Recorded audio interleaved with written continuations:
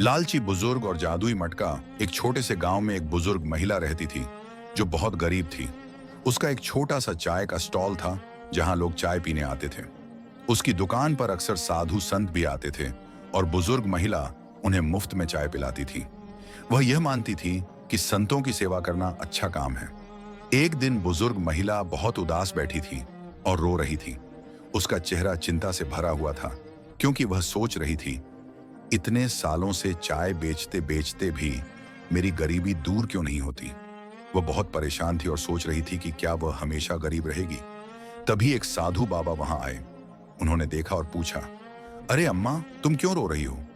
बुजुर्ग महिला ने कहा, बाबा, मैं कई सालों से चाय बेच रही हूं, संतों की सेवा कर रही हूं, लेकिन मेरी गरीबी कभी खत्म नहीं होती।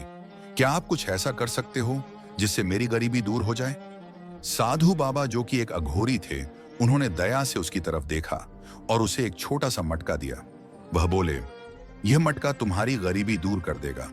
इसमें जो भी चीज डालेगी वह चीज दोगुनी, तिगुनी या यहां तक कि 100 गुना बढ़ जाएगी। लेकिन ध्यान रखना, इसमें कभी पैसे मत डालना। बुजुर्ग महिला खुश हो गई और मटका लेकर घर चली गई। अगले दिन उसने मटके में थोड़ा सा दूध डाला। हैरान करने वाली बात यह थी कि मटका अपने आप दूध से भर गया।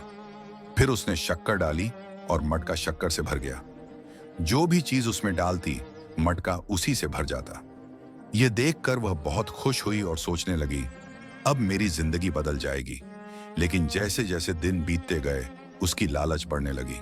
वह सोचने लगी, अगर मैं इसमें पैसे डालूं तो क्या पता पैसे भी बढ़ जाएं। आखिरकार एक दिन उसने मटके में कुछ पैसे डाल दिए। तुरंत मटका पैसों से भर गया। बुजुर्ग महिला बहुत खुश हो गई और उसने सोचा, साधु बाबा ने जो कहा था वह झूठ था, मैं अब बहुत अमीर हो सकती हूँ। पुलिस ने बुजुर्ग महिला को क्यों गिरफ्तार किया? क्या आप इसका कारण समझ सकते हो?